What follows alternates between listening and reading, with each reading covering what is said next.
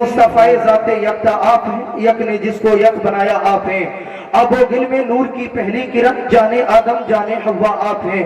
या रसूल अल्लाह, आप जैसा कोई हो सकता नहीं, क्योंकि अपनी हर खूबी में तन्हा आप हैं। आपकी खातिर बनाई दो जहां, बट अपनी खातिर जो बनाया आप हैं। अहबाब ज़ीवकार, मैंने कुरान मजीद बुरहान रशीद की जिस आयत को आपकी सिमातों की सहरा तक पहुंचाया है, मेरा रब कुरान मजीद के अंदर इरशाद फरमाता है, इन्नस्सलात तन्हा अनिल फहशाई वल मुनकर, बेशक नमाज बेहयाई और बुरी बातों से रोकती है। अल्लाहु अकबर कबीरा। मुहिब्बानी गिरामी कद्र, आज के इस जदीद दौर के अंदर और तरक्की याफ्ता दौर के अंदर कुरान का ये फरमान क्यों कर सही हो सकता है? अल्लाहु अकबर कबीरा। बस अब हजरत ही का खिताब आपको समाप्त करना है। बैठ जाए भैया, बैठ जाए, आपके अपनी जगह बैठ जाए।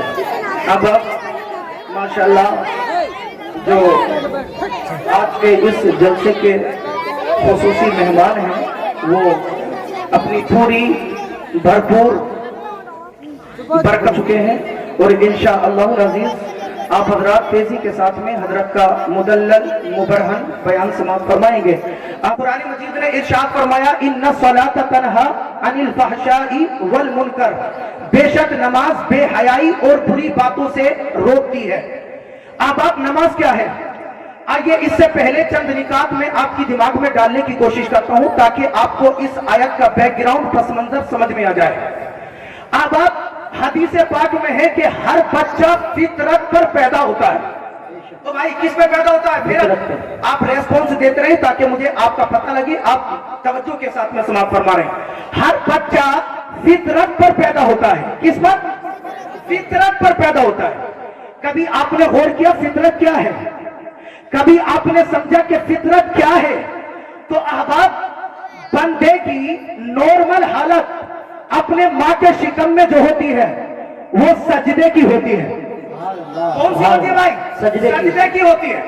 मुझे चूंकि अजमत नमाज बयान करना है और सरकार की बारगाह से कनेक्ट करके बयान करना है, तो अब आप बंदे की नॉर्मल हालत सजदे की होती। पता चला रब फरमाना चाहता है कि माँ के शिकम में रखा तब भी सजदे की हालत थी, और दुनिया में आ जाए तो तब भी सजदा न छूटने पाए, तब भी तुझसे सजदा न छूटने पाए। अब अहबाब, मेरा नबी जब दुनिया में आया, अल्लाहु अकबर, अनवारे मोहम्मदिया के अंदर इमाम यूसुफ नबहानी अलैहिर्रहमान ने लिखा, मदीने का ताजदार आमना व कलाल जब इस दुनिया में आया तो मेरे आका ने अपने सर को सजदे में रखा। बोल दे यार, मेरे आका जब दुनिया में आए तो मेरे आका ने अपने सर को कहाँ रखा भाई? सजदे में। और इमाम यूसुफ नबहानी फरमाते, मदीने के ताजदार ने अपनी एक उंगली आसमान की तरफ उठाई। सुभान अल्लाह। अब मैं इसका पस मंजर कुरान से लेके बयान कर दूं। सूरे आराफ में अल्लाह ताला ने शैतान की बात को जिक्र किया। जब शैतान को निकाल दिया तो शैतान ने कहा, मैं आदम की औलाद को बहकाऊंगा आगे से भी, पीछे से भी, दाएं से भी, बाएं से भी, लेकिन शैतान ने ऊपर पीछे की डायरेक्शन को जिक्र नहीं किया। आदाब इसी प्रकार इस डायरेक्शन को मदीने के ताजदार ने बयान फरमाया। मेरे आका ने इरशाद फरमाया, लोगों सुनो, शैतान तुमको आगे से बहका सकता है, शैतान तुमको पीछे से बहका सकता है, शैतान तुमको दाएं से बहका सकता है, शैतान तुमको बाएं से बहका सकता है, लेकिन जिस बंदे ने अपने सर को सजदे में रख दिया या दुआ के लिए आसमान की तरफ हाथ को उठा लिया, उस पर शैतान का जान नहीं चल सकता। नारे तकबीर, नारे रिसालत, अज़मते मुस्तफा, शौकते मुस्तफा, जिंदाबाद जिंदाबाद। ये एक सजदा जिसे तू गिरा समझता है, हजार सजदों से देता है आदमी को नजात। आदाब ज़िबकार, ये शेर आपने बारहा सुना कि एक सजदा हजार सजदों से नजात देता है। मैं पूछना चाहता हूं भाई, वो कौन सा सजदा है कि जिस एक सजदा, ये एक सजदा हजार सजदों से बंदे को नजात दे रहा है? आदाब ज़िबकार, आइए मैं आपको बताते हुए चलता हूं। अगर बंदा अपने दिल को नमाज के करीब कर ले और बारगाह खुदाबंदी में बंदा अपने सर को झुका ले, तो अल्लाह ताला दुनिया के बड़े बड़े तुर्रम के सामने इंसान के सर को झुकाने से महफूज फरमा देता है। क्या बात है, सुभान अल्लाह। ये इस सजदे के अंदर ताकत है कि बंदा जब नमाजी बन जाता है तो नमाज उसके अंतर को भी पाक कर देती है, नमाज उसके बाहिर को भी पाक कर देती है। अल्लाहु अकबर कबीरा आयत पुराने मजीद के अंदर रब फरमाता है, बेशक नमाज बेहयाई और बुरी बातों से रोकती है। अब हमने तो देखा कि इस तरक्की याफ्ता दौर के अंदर अब जेल की दीवारों के अंदर बड़ी बड़ी अब जालिम अपने जुल्म से बाज नहीं आ रहा है। अब जिम्मेदार हमने तो देखा है कि कानून के शिकंजे से चोर डाकू बाज नहीं आ रहा है, हमने तो देखा है कि जानी बाज नहीं आ रहा है। अब लेकिन दुनिया इसको तरक्की का दौर बता रही है, तरक्की का माहौल बता रही है। अब जिम्मेदार एक वो भी वक्त था कि इंसान जानवरों से डरा करता था, लेकिन आज इंसान ही से डर रहा है। वजह इसकी ये है कि इंसान ने दुनिया के अंदर तरक्की हासिल की, लेकिन ये दुनियावी तरक्की ने इंसान की आंख को तो अच्छा किया लेकिन दिल को अच्छा नहीं किया। इस तरक्की ने इंसान के हाथ को तो सुधारने की कोशिश की, लेकिन दिल को सुधारने की कोशिश नहीं की। इस तरक्की ने इंसान के कान को सुधारने की कोशिश की, लेकिन दिल को सुधारने की कोशिश नहीं की। इस दुनिया की जदीद तरक्की ने इंसान के पैर को सुधारने की कोशिश की, लेकिन दिल को सुधारने की कोशिश नहीं की।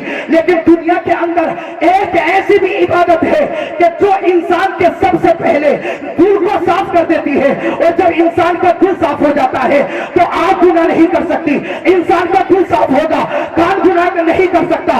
इंसान का दिल साफ होगा, हाथ गुनाह नहीं कर सकता। इंसान का दिल साफ होगा तो पैर गुनाह नहीं कर सकता। और जो इबादत ये काम करती है उस इबादत का नाम है नमाज। क्या बात है, सुभान अल्लाह, सुभान अल्लाह। इबादत का नाम क्या है? नमाज। अच्छा, नमाज पढ़ने के लिए आप जाते, चंद निकात आपके दिमाग में डालने की कोशिश करूंगा। अब आप नमाज पढ़ने के लिए आप गए तो नमाज मस्जिद के अंदर जाने के लिए मुसलमान को इजाजत, अगर कोई काफिर नमाज के लिए आए तो नमाज उसको इजाजत देगी? वो बोले आप भाई, तेजी से बोल दें आप कोई आए काफिर तो नमाज इजाजत देगी उसको नमाज पढ़ने की? नहीं। अब कोई यहूदी आए नमाज इजाजत देगी? नहीं। कोई ईसाई आए इजाजत मिलेगी? नहीं। अब हम पूछते हैं, ए नमाज तूने इन लोगों को इजाजत क्यों नहीं दी? तो जवाब आया, मस्जिद में दाखिल होने से पहले अपने दिल में ईमान दाखिल कर। क्या बात है, अपने दिल में ईमान दाखिल कर। अब पता चला कि नमाज बाद में है, ईमान पहले है। ईमान पहले। अच्छा भाई, ईमान किस चीज का नाम है? ईमान और ईमान किस चीज का नाम है? तो मेरे आका ने इरशाद फरमाया, बंदा मोमिन नहीं हो सकता जब तक के दुनिया वमा फीहा से ज्यादा उसके दिल में मेरी मोहब्बत पैदा न हो जाए, उसके दिल में मेरी मोहब्बत पैदा न हो जाए। मैं दो चंद असहाब का आपके उनकी जिंदगी के हालात को बयान करता हूँ, बात को खत्म करता हूँ। आइए हजरत अबू बकर सिद्दीक की बारगाह में चलते हैं कि ईमान क्या है। अब वकार तो हजरत अबू बकर ने फरमाया, मेरे आका, मेरे दिल की तमन्ना है कि मैं आपके पास में बैठा रहूं। मेरे दिल की तमन्ना है मेरे आका आपके मुखड़े को तकता रहूं। मेरे आका, मेरे दिल की तमन्ना है कि जो कुछ मेरे पास में है वो मैं आपकी जात पर लुटाता रहूं। सुभान अल्लाह। ईमान कहा जाता है। क्या कहा जाता है भाई? इसको ईमान कहा जाता है। तो ईमान, नमाज पहले बंदे के दिल को साफ करती है। किसको साफ करती है? दिल को साफ। और जब दिल साफ हो जाता है तो अब नमाज कहती है, अब आ मस्जिद में। कहा? मस्जिद में नमाज पढ़ने के लिए। अच्छा भाई, दुनिया का अगर कोई बंदा किसी बंदे को अपने घर पर दावत दे, आपकी दावत है, तशरीफ ले आए, घर पर बुलाने के बाद में दरवाजा बंद कर दे, वो बंदा जाने के बाद में उसकी बेइज्जती करेगा या तारीफ करेगा? वो भाई बेइज्जती करेगा। बड़ा बेवकूफ इंसान था यार, मुझे दावत मिली और इसने दरवाजा बंद कर दिया। अल्लाहु अकबर कबीरा। ये दुनियादार बुलाए तो दरवाजा बंद कर सकता है, लेकिन अल्लाह के हुक्म से मस्जिद में जब एक मुअज्जिन बुलाता है, हय्या अला सलाह, तो इमाम को भी इजाजत नहीं होती है कि रब के घर का वो दरवाजा बंद कर सके। इमाम को भी इजाजत नहीं होती, बल्कि वहां पर होता है, रब फरमाता है, मेरे बंदों को मुअज्जिन ने बुला लिया, इमाम दरवाजा बंद नहीं बल्कि दरवाजे को खोल, दरवाजे को खोल।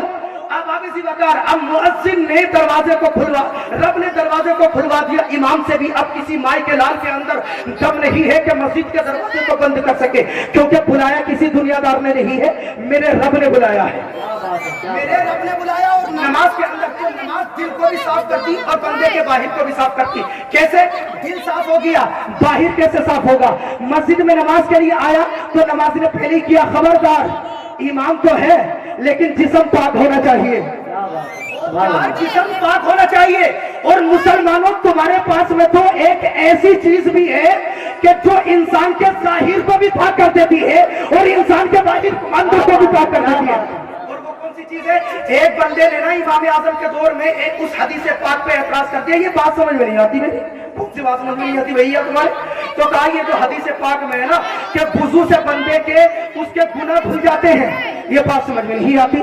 اللہ اکبر، وضو کی عظمت ذرا دیکھیں، صرف وضو کی آداب کہ اللہ نے کتنی برکت اس میں رکھی۔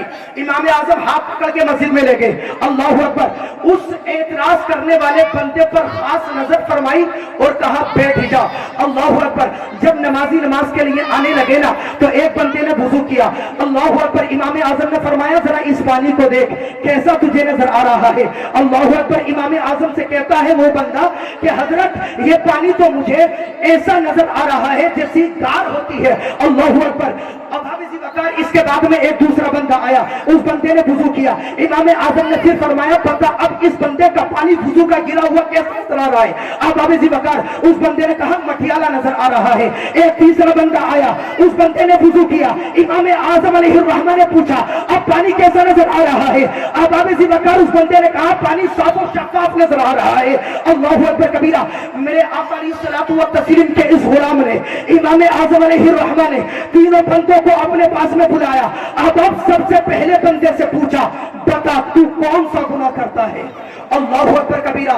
اب یہاں تو پول کھلنے والی تھی، وقت کا امام ہے، اللہ کا ولی ہے، جھوٹ بھی نہیں بول سکتا۔ اب اس نے اپنی زبان پر سچ بیان کر دیا، حضرت مجھ سے زنا سرزد ہو گیا، اللہ اکبر۔ امام اعظم نے فرمایا یہ وضو کی برکت سے اللہ تعالیٰ نے تیرے اس گناہ کے اندر تخفیف کی، اور یہ اس گناہ کی نحوست تھی کہ تیرا وضو کا پانی گار کی طرح نظر آ رہا تھا، اللہ اکبر۔ دوسرے بندے سے پوچھا بتا کون سا گناہ کرتا ہے؟ اللہ اکبر کبیرہ۔ امام اعظم کی بارگاہ میں جسم پہ کب کبھی تاری ہو گئی، کوئی اور پوچھ نہیں رہا ہے، وقت کا امام معلوم کر رہا ہے، اللہ کا ولی معلوم کر رہا ہے، بتا تو نے کون سا گناہ کیا ہے؟ کہتا ہے حضرت میں نے جھوٹ بول دیا، پتا چلا وضو کرتے ہوئے زنا کا پانی زیادہ گندا تھا اور جھوٹ کا پانی اس سے کم گندا۔ اب تیسرا بندہ جو نیکی کرتا تھا، قربان جائے اللہ نے آپ کی عظمت کو کتنا بلند فرمایا ہے۔ اب ابھی ذی وقار اس سے پوچھا اے بندے اب تو بتا کہ تو کون سا نیک کام کرتا ہے؟ اللہ وہ کہنے لگا میرے حضور میں اور کچھ کام نہیں کرتا، بس اتنا کرتا ہوں کہ نماز پڑھنے کے بعد میں دوسری نماز کے انتظار میں بیٹھ جاتا ہوں، نماز پڑھنے کے بعد میں دوسری نماز کے انتظار میں بیٹھ جاتا ہوں۔ تو اب ابھی ذی وقار اگر وضو انسان کے اندر کو بھی پاک کر دے اور باہر کو بھی پاک کر دے تو پھر نماز کا عالم کیا ہوگا؟ نماز کا عالم کیا ہوگا؟ اب ابھی ذی وقار تو نماز انسان کے اندر کو بھی اور باہر کو بھی پاک کرتی ہے۔ تو نمازی جب نماز کے لیے آیا، نماز نے کہا خبردار جسم پاک ہو، جسم پہ جو کپڑا ہے وہ پاک ہو، پانی جس پانی سے وضو کر رہا ہے وہ پانی پاک ہونا چاہیے، جس برتن میں آ رہا ہے وہ برتن پاک ہونا چاہیے، جہاں سے آ رہا ہے وہ بھی جگہ پاک ہونا چاہیے، اور جس جگہ پہ نماز پڑھے گا اس کا بھی پاک ہونا ضروری ہے، جس کپڑے پر نماز پڑھے گا اس کا بھی پاک ہونا ضروری ہے۔ تو انسان کے نماز نے اندر کو بھی پاک کر دیا اور انسان کے نماز نے ظاہر کو بھی پاک کر دیا۔ سبحان اللہ۔ آخری پوائنٹ میں آپ کی سماعتوں کی نظر کرتا ہوں، بات ختم کرتا ہوں، ایک اور آیت اور اسی سے لگا کے آپ کی سماعتوں کی نظر کرتا ہوں۔ آباد قرآن مجید میں اللہ نے ارشاد فرمایا وَاللَّهُ خَلَقَ كُلَّ دَابَّةٍ مِّن مَّاءٍ فَمِنْهُم مَّن يَمْشِي عَلَىٰ بَطْنِهِ وَمِنْهُم مَّن يَمْشِي عَلَىٰ رِجْلَيْنِ وَمِنْهُم مَّن يَمْشِي عَلَىٰ أَرْبَعٍ۔ قرآن فرماتا ہے کہ اللہ نے 18,000 مخلوقات کو پیدا کیا، ان میں سے کچھ وہ ہیں جو اپنے پیٹ کے ذریعے سے چلتی ہے، کچھ وہ ہے جو 2 پیروں پر چلتی ہے، کچھ وہ ہے جو 4 پیروں پر چلتی ہے۔ اللہ اکبر۔ اس کی تفسیر تصوف کی دنیا کا بادشاہ محی الدین ابن عربی اس طرح سے کرتے ہیں، انسان کی عظمت کو بیان کرتے ہیں، خصوصاً مسلمان کی عزت کو بیان کرتے ہیں، اس کی عظمت کو بیان کرتے ہیں۔ اللہ نے 18,000 مخلوقات میں سے انسان کے علاوہ باقی کی ساری مخلوقات کو 3 اسٹیپوں کے اندر ڈیوائیڈ کر دیا۔ آباب ذوقار، اس دھرتی کے اندر ایک مخلوق وہ ہے جو صرف سجدہ کر سکتی ہے، یعنی زمین پہ رینگنے والے کیڑے مکوڑے آباب یہ نہ رکوع کر سکتے نہ قیام کر سکتے۔ ایک دوسری مخلوق وہ ہے جو صرف رکوع کر سکتی ہے، نہ وہ اب کھڑی ہو سکتی نہ سجدہ کر سکتی، لیکن کبھی کبھی میرے آقا علیہ الصلوۃ والتسلیم کے فرمان پر اونٹوں نے سجدہ کر کے دکھایا۔ کیا بات ہے، کیا بات اونٹوں نے ہے۔ سجدہ کر کے دکھایا، یہ الگ بات۔ آباب ذوقار، ایک مخلوق کون سی جو اپنے پیٹ کے ذریعے چلتی ہے وہ سجدہ کرتی ہے بس فقط، اور دوسری مخلوق وہ جو رکوع کر سکتی، نہ کھڑی ہو سکتی نہ سجدہ کر سکتی، اور تیسری مخلوق وہ ہے جو صرف کھڑی ہوتی ہے، نہ رکوع کرتی نہ سجدہ کرتی۔ اب یہ تینوں مخلوق ہے کون سی آباب؟ ایک مخلوق جو قیام کرتی ہے، نہ رکوع نہ سجدہ، وہ مخلوق ہے درخت۔ کون سے مخلوق ہے وہ؟ درخت۔ درخت کبھی سجدہ نہیں کرتا، لیکن کبھی کبھی درختوں نے بھی سجدہ کیا ہے، لیکن کس کے حکم پر کیا ہے؟ مدینے کے تاجدار کے حکم پر کیا ہے۔ اچھا، رکوع میں رہنے والی مخلوق یعنی چوپائے وغیرہ یہ بھی سجدہ نہیں کرتے، لیکن کبھی سجدہ کیا ہے کس کے حکم پر؟ مدینے کے تاجدار کے حکم پر کیا ہے۔ محی الدین ابن عربی آخری الفاظوں میں بیان فرماتے ہیں، لیکن اسی دھرتی پر ایک مخلوق وہ بھی ہے جس کو اللہ نے یہ عزت عطا فرمائی ہے کہ وہ اگر قیام کرنا چاہے تو وہ قیام بھی کر سکتی ہے، وہ رکوع کرنا چاہے تو رکوع بھی کر سکتی ہے، اگر وہ سجدہ کرنا چاہے تو وہ قوم سجدہ بھی کر سکتی ہے، اور اس قوم کا نام ہے مسلمان ہے۔ تو آباب ذوقار، نماز سے اپنے آپ کو قریب کرو آباب۔ یہ ایک سجدہ جسے تو گرا سمجھتا ہے، ہر 1000 سجدوں سے دیتا ہے آدمی کو نجات۔ آپ باری تعالیٰ کی بارگاہ میں اپنے سر کو تو جھکائیں، میرا رب دنیا دار کے تحویز پر آپ کے سر کو جھکنے سے محفوظ فرما دے گا۔ یہی وجہ ہے کہ جو اللہ تعالیٰ کی بارگاہ میں اپنے سر کو نہیں جھکاتا نا، میرا رب بھی فرماتا تیری اوقات نہیں ہے، چل جھکا اس کے سامنے، اس کے سامنے جھکانے طریقے۔ پتا چلا کہ جو رب کے سامنے اپنے سر کو نہیں جھکا سکتا، میرا رب دنیا میں بھی ذلیل کر دیتا ہے اور اس کو آخرت میں بھی ذلیل ہونا پڑے گا۔ لیکن جو نماز سے دل کو لگاتا ہے، اللہ تعالیٰ دنیا کے ہر بندے سے اس کو ماورا کر دیتا ہے، اور دنیا دار کی دہلیز پر اس کو سر جھکانے کی یہ جو عادت ہے اس سے محفوظ فرما دیتا ہے۔ آباب ذوقار بھائی، یہ جلوس محمدی ہے نا، آپ دیکھ رہے ہیں نا کتنے آباب ہیں، آپ نے اچھے سے نشست کو سجایا۔ ہمارے کمیٹی والے حضرات مبارکباد کے لائق ہیں جنہوں نے کافی محنتیں کی ہیں۔ آباب ذوقار، آپ سے ریکویسٹ یہ بندہ للہ اپنے گناہوں سے توبہ کریں اور گناہوں سے خود بھی بچنے کی کوشش کریں، دوسروں کو بھی بچانے کی کوشش کریں۔ آپ کے دماغ میں اگر یہ ہوا ہے نا کہ صرف علماء کرام قوم کی اصلاح کرنے کے لیے ہے تو یہ غلط ہے بھائی۔ کنتم خیر امت اخرجت للناس، قرآن فرماتا ہے سب سے بیسٹ امت اللہ نے امت محمدیہ کو بنایا ہے۔ اس کا کام یہ ہے، آیت کے اندر کوئی اس کے اندر کو نہیں ہے اس کی طرح کہ علماء کرام کی تبلیغ کریں گے، بلکہ جس طرح سے علماء داخل اس طرح سے آپ بھی داخل ہیں، اچھائی کا حکم دیتے برائی سے روکتے ہیں۔ مسجدوں میں آئے، سب سے بیسٹ جگہ مسجد ہے، اور نمازیں ادا کرنے کی کوشش کریں، خود بھی پڑھیں، اپنے بچوں کو بھی تنبیہ کریں۔ اب آپ بہت سارے نکات تھے بیان کرنے کے لیے، لیکن وقت اتنی اجازت نہیں دیتا۔ استاد العلماء حضرت علامہ مولانا مفتی اشفاق صاحب قبلہ آپ کا مدلل مبرہن بیان آپ نے سماعت فرمانا ہے۔ اب بس اتنا ہی، انشاءاللہ تعالیٰ پھر کبھی ملاقات ہوگی۔ کلمہ شریف پڑھ لیں، لا الہ الا اللہ محمد رسول اللہ وما علینا الا البلاغ۔ السلام علیکم، طبتم۔